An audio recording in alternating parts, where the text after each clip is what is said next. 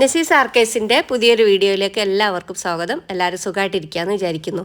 ഇപ്പോൾ കുറച്ച് ദിവസമായിട്ട് അടുപ്പിച്ച് നല്ല മഴ ഉണ്ടായതിന് കുറച്ച് ദിവസങ്ങളില്ലേനു. അപ്പോൾ ആ ഒരു 1-2 ദിവസം എടുത്തിട്ടുള്ള വീഡിയോ ആണ് കേട്ടോ ഇത്. അപ്പോൾ അതാ നല്ല മഴ വൈകുന്നേരം ആകുമ്പോൾ തുടങ്ങും മഴ. ഇപ്പോൾ തിരുമ്പിയതൊക്കെ നമ്മൾ പുറത്തേക്കൊക്കെ പോകുന്ന സമയത്ത് തിരുമ്പിയ പുറത്തിട്ട് പോകുമല്ലോ. അപ്പോൾ തിരിച്ച് വരാൻ നമ്മൾ എന്തെങ്കിലും കാരണവശാൽ വൈകിയാൽ അന്നത്തെ കാര്യം പോക്കുക. നമ്മൾ തിരുമ്പിട്ട തുണി മൊത്തം നനഞ്ഞിട്ടുണ്ടാവും. അതുമല്ല നമുക്ക് യാതൊരു മുന്നറിയിപ്പോ ഒന്നുമില്ലാതെ പെട്ടെന്ന് മഴ പെയ്യല്ലേ.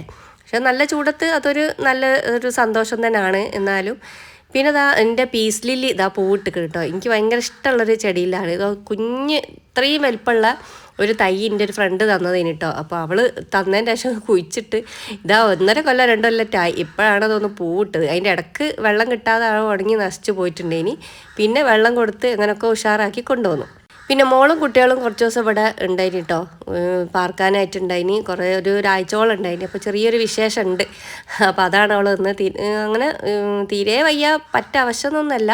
എന്നാലും ചെറിയൊരു ക്ഷീണം അങ്ങനെ തലകറക്കും അങ്ങനത്തെ ഒക്കെ ആണ് കേട്ടോ.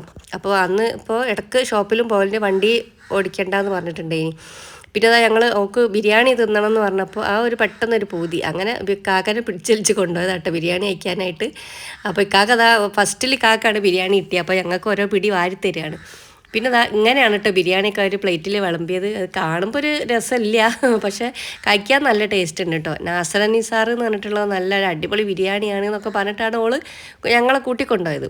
അപ്പോൾ റേറ്റ് കുറവാട്ടോ. ഞങ്ങൾ ഏകദേശം അടുത്ത് തന്നെയാണ്. അപ്പോൾ അവൾ ഷോപ്പിൽ പോവുകയാണ്. അപ്പോൾ ഞങ്ങൾക്ക് ഏതായാലും ഇലക്ട്രിസിറ്റി ബോർഡിലൊക്കെ പോകാണ്ടേനി. അപ്പോൾ അവിടെ ബസ് കയറ്റാൻ വേണ്ടിയിട്ടും ചോറുന്ന് അങ്ങനെയൊക്കെ കഴിക്കാൻ വേണ്ടിയിട്ട് വന്നതാണ്.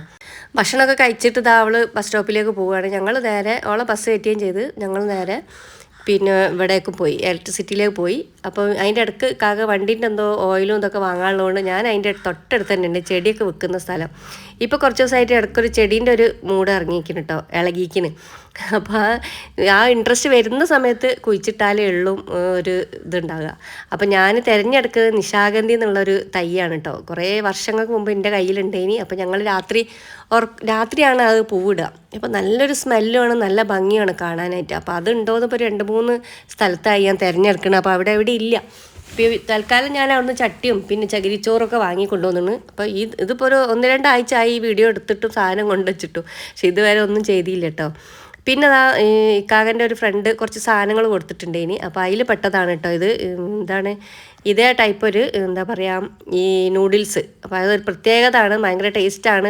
ഇവർക്കറിയാത്ത ഫുഡിൻ്റെ പേരില്ല കേട്ടോ. കുട്ടിയേക്കായാലും മോക്കായാലും മോള് പറഞ്ഞു കൊടുക്കണതാണ്. അപ്പോൾ ഞാൻ ഈ പേരൊക്കെ ആദ്യമായിട്ട് കേൾക്കുകയാണ്. അടിപൊളിയാണെന്നൊക്കെ പറഞ്ഞിട്ട് 2 പാക്കറ്റ് ഓൾക്ക് കൊടുക്കുകയാണ്. അപ്പോൾ അതാ കുറച്ച് ദിവസം നിന്നതിന് ശേഷം തിരിച്ചു പോവുകയാണ് കേട്ടോ ഓല്. അപ്പോൾ മോൾക്കിപ്പോൾ ഒരു 3-ാമത്തെ മാസമാണ്. ഇപ്പോൾ വിശേഷം ഉണ്ട് എന്ന് പറഞ്ഞില്ല, അത് പറയാൻ മറന്നു എന്ത് വിശേഷം എന്ന്. അപ്പോൾ അതൊക്കെ കഴിഞ്ഞ് രാത്രി വില സാധനമൊക്കെ കെട്ടിപ്പെറുക്കി പോവുകയാണ്. അപ്പോൾ ഞാൻ ബേബിനോട് ചോദിക്കുകയാണ് ആ സഞ്ചി എനിക്ക് തരുമോയെന്ന്. ആ ബോക്സിൻ്റെ ഒരു പ്രാന്ത് പോലെ തന്നെയാണ് ഈ സഞ്ചിൻ്റെ ഒരു പ്രാന്ത് കൊണ്ടിട്ട് എനിക്ക്. ഞാൻ വെറുതെ അവരോട് ചോദിച്ചാണ്, തരൂലാറിന്. അപ്പോൾ പറഞ്ഞ് എനിക്ക് നൂഡിൽസ് തരികയാണെങ്കിൽ സഞ്ചി തരാറിന്. അപ്പോൾ ഞാൻ പറഞ്ഞു ഓക്കേ എന്ന് പറഞ്ഞ് ഞാൻ എന്തായാലും നൂഡിൽസ് കൊടുത്ത് സഞ്ചിയും കൊടുത്തിട്ടോ, തമാശയെ പറഞ്ഞാണ്. അപ്പോൾ അവർ മദ്രസത്തെ ബുക്കൊക്കെ ഇട്ട് വെക്കുന്ന ഇതോ അങ്ങനെ എന്തോ ആണ് സഞ്ചിയാണ്. പക്ഷെ നല്ല രസമുണ്ടല്ലോ സഞ്ചി കാണാൻ. പിന്നെ അതാ മോള് പോയതിന് ശേഷം നല്ല അത്യാവശ്യം ക്ലീനിങ് ഉണ്ട് കേട്ടോ അവിടെ. അതാ കണ്ട ആ ഒരു പാക്കറ്റിലുള്ളതാണ് ഓറിയോ ബിസ്ക്കറ്റും അങ്ങനെ കുറച്ച് ഐറ്റംസൊക്കെ കൊടുത്തിട്ട് ഇനി ഒരു കവർ നിറച്ചും. ഗൾഫിൽ നിന്നൊക്കെ ഇക്കാക്ക വന്ന ഒരു ഇതാട്ടോ എനിക്ക് തോന്നിയത്. അത്രയും തിരുമ്പാനൊക്കെ ഉണ്ട് കേട്ടോ. അപ്പോൾ നാളെ എനിക്ക് നല്ല പണിയാണ്.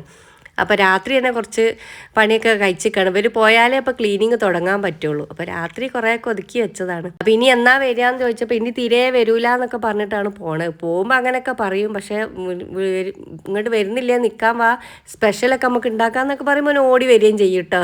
വരൂല ഇനിയും വരൂല എന്നൊക്കെ പറഞ്ഞ് എന്നോട് ഓരോന്ന് പറഞ്ഞ് പോവുകയാണ്.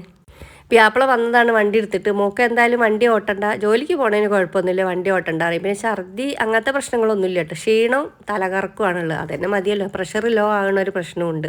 അപ്പോൾ ഓക്ക് 2 പ്രസവവും സിസേറിയനും കുറച്ച് ബുദ്ധിമുട്ടൊക്കെ ആയിനി. അപ്പോൾ അതുകൊണ്ട് ഇനിയിപ്പോൾ പ്രസവിക്കില്ല എന്നൊക്കെ ആയിന് മുപ്പൊരു പറഞ്ഞിട്ടുണ്ടായിന്. പിന്നെ പഠിച്ചവൻ്റെ വിധി വേറെ ഒന്നാണല്ലോ.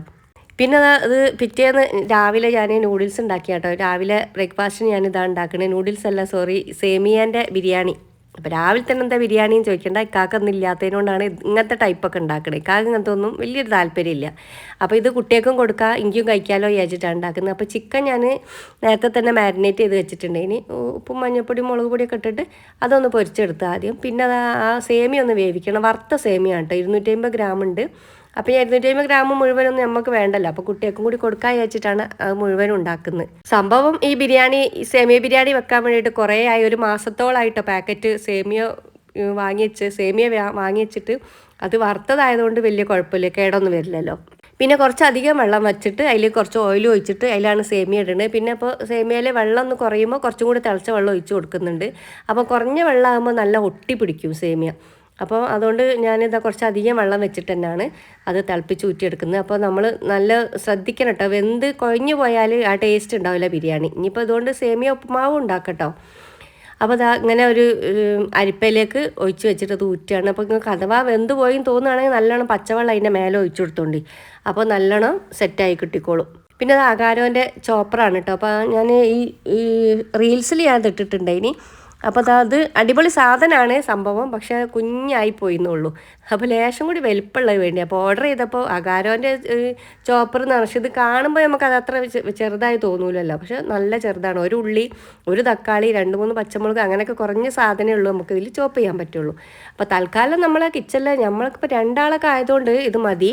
പക്ഷെ കൂടുതൽ ആളുകളുള്ള സ്ഥലത്ത് അത് പറ്റൂല കേട്ടോ, കുറച്ചധികം വേണ്ടി വരുമല്ലോ.